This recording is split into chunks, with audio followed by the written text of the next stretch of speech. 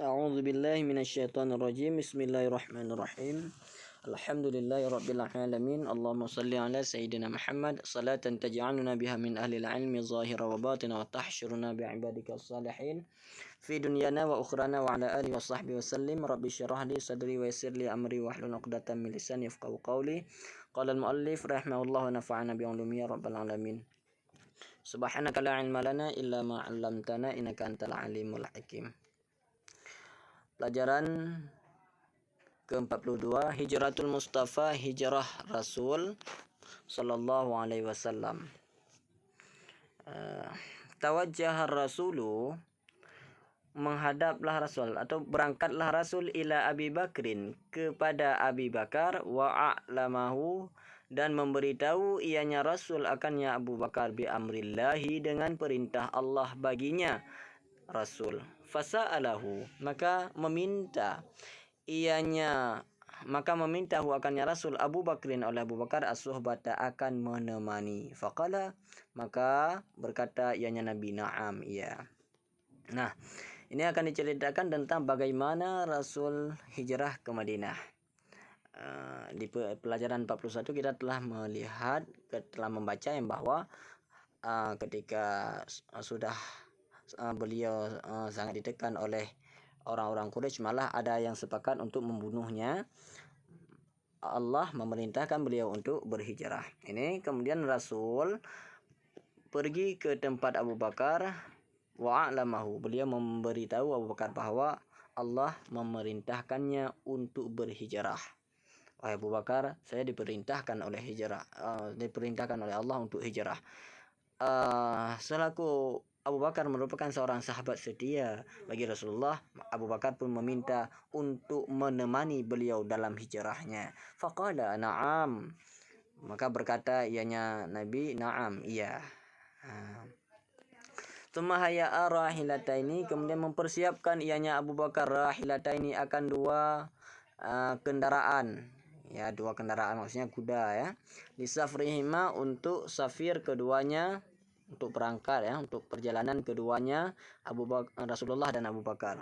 Wa utiya, dan diberikan akan keduanya dua kendaraan. Huma ini kan untuk menandakan bahwa ya, di utiya ada dhamir yang maknanya huma. Lidalilin mahirin, diberikan keduanya dua kendaraan, lidalilin, bagi orang penunjuk jalan mahir ya.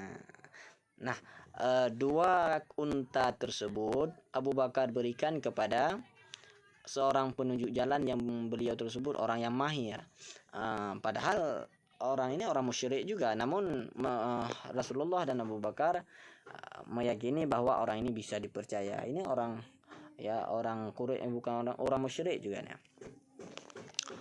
Wa amarahu, dan memerintahkan oleh keduanya Rasulullah dan Abu Bakar akannya penunjuk jalan, akan bahwa yaji'a, datang ianya penunjuk jalan, bihima, dengan keduanya dua kendaraan, ba'da tsalasi layalin, setelah 3 malam, ila ghari Tsurin, ke gua Tsur. Jadi Abu Bakar dan Rasulullah memerintahkan, nanti setelah 3 malam dari malam ini kamu menjemput kami di Gua Sur. Nah, kendaraan diberikan kepada penunjuk jalan tersebut. Mereka pergi ke Gua Sur secara diam-diam dan dengan berjalan kaki berarti. Fafil lailati lati azama fiha, maka pada malam alati azama, yang telah merencana, yang telah bertekad ianya Nabi, fiha, padanya malam, alal khuruji, di atas keluar, min baiti, dari rumahnya Nabi, iltafa syubbanu,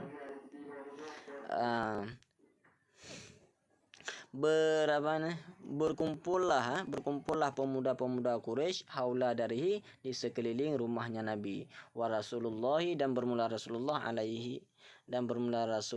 alaihi wasallama, bidakhili, itu di dalamnya rumah.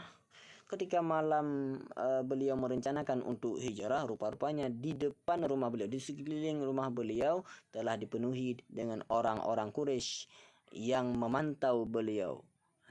yang memantau beliau. Mereka menunggu-nunggu, menanti-nanti beliau keluar untuk mereka bunuh. Nah, falamma jaa waqtul khuruji, maka manakala datanglah waktu keluar, amara rasulu, niscaya memerintahkan oleh Rasul ibnu amhi akan anak laki-laki pamannya Rasul. Mana anak laki-laki? Ali bin Abi Thalib, ya, bin naumi, dengan tidur ala firasyi, di atas tempat tidurnya Nabi. Li'alla yashukka, supaya bahwa tidak ragulah ahadun, seseorang, fi wujudihi, pada adanya Nabi di rumahnya Nabi. Wa amarahu, dan memerintahkan ianya Nabi akannya Ali, anakan bahwa yarudda, mengembalikan ianya Ali, amanatin nasi, akan amanah-amanah manusia, ila ahliha, kepada ahlinya amanah, kepada pemiliknya amanah. Ketika malam tersebut, Rasulullah ketika ingin keluar memerintahkan Sayyidina Ali untuk menggantikan posisi beliau di tempat tidurnya, supaya jangan ada orang-orang Quraisy yang berada di luar rumah beliau yang curiga, supaya mereka tidak curiga tentang keberadaan Nabi. Berarti ketika mereka melihat masih ada orang di tempat tidur beliau, orang-orang tersebut menyangka bahwa itu Rasulullah, padahal itu Sayyidina Ali. Nah, rupanya begitu besar perjuangan Sayyidina Ali dalam mempertahankan diri Rasulullah sallallahu alaihi wasallam, karena tidur di tempat Rasulullah, yang mana Rasulullah adalah seorang buronan yang telah dinanti-nanti untuk dibunuh, itu bukan perkara yang mudah. Sayyidina Ali seolah-olah ingin mengorbankan nyawanya demi agar Rasulullah bisa selamat. Makanya di dalam kitab Majalisus Saniyah dijelaskan bahwa berhubungan dengan kisah ini bertepatan dengan malam terjadinya hijrah ini, Allah mewahyukan kepada malaikat Jibril dan malaikat Mikail. Allah bertanya, pertama kali Allah berkata, "Inni akhaitu bainakuma." Jibril dan Mikail, aku telah menjadikan kalian berdua bersaudara. Wa ja'altu umra ahadikuma atwala min umril akhari, dan aku menjadikan umur salah satu kalian itu lebih panjang daripada umur yang lainnya. Maka coba di antara kalian siapa yang menginginkan saudaranya ataupun rekannya lebih panjang umur daripada umurnya? Apakah kamu Jibril? Apakah kamu bersedia Mikail lebih panjang umur ketimbang dari kamu? Berarti nanti kamu yang lebih dulu mati, kemudian baru Mikail. Terus Mikail, apakah kamu bersedia dan setuju Jibril lebih lama kehidupannya ketimbang daripada kamu duluan mati, kemudian baru Jibril. Mereka sama-sama mementingkan kehidupannya. Jibril ingin lebih lama hidup dan Mikail juga ingin lebih panjang umurnya. Nah, kemudian Allah melanjutkan lagi, apakah kalian berdua tidak bisa mencontoh seperti Ali bin Abi Thalib? Inni akhaitu bainahu wa baina Muhammad wa baina Nabi Muhammadin sallallahu alaihi wasallam. Aku menjadikan antara dia Ali bin Abi Thalib bersaudara dengan Nabi Muhammad sallallahu alaihi wasallam. Ali mengorbankan dirinya dengan tidur di tempat tidur Rasulullah sallallahu alaihi wasallam. Ali mengorbankan kehidupannya untuk kehidupan Nabi Muhammad sallallahu alaihi wasallam.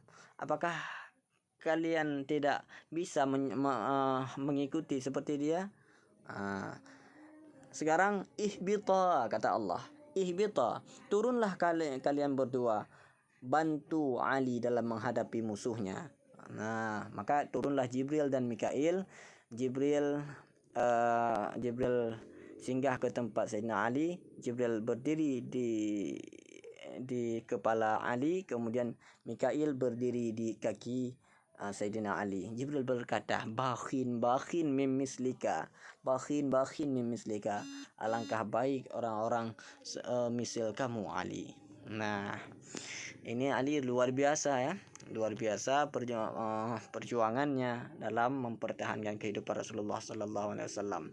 Nah, kemudian wa amarahu ayyarudda amanatin nasi. Kemudian Rasulullah juga memerintahkan untuk mengembalikan amanah-amanah yang ada di rumah beliau, titipan-titipan kepada pemiliknya, karena beliau sekarang ingin pindah tempat, beliau ingin hijrah ke Madinah.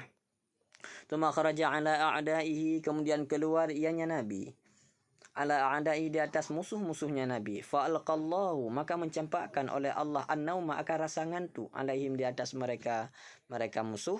Falam yarhahu, maka tidak melihat akannya Nabi ahadun, oleh seorang pun. Taqabala, menghadap ianya Nabi ma'a Abi Bakrin, beserta Abu Bakar. Kemudian Rasulullah keluar dari rumah sembari beliau membaca Yasin ayat ke-9. Wa ja'alna min baini aydihim sadda wa min khalfihim saddan faghshaynahum fahum la yubsirun. Rasulullah berjalan di kalangan musuh tidak melihat, mereka semuanya ketiduran, tidak melihat Rasulullah keluar.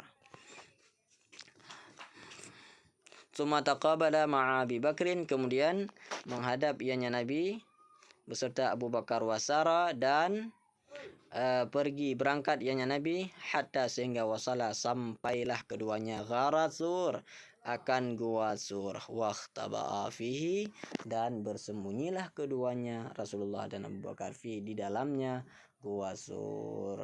Wallahu a'lam bissawab wa ilaihil marji wal ma'ab.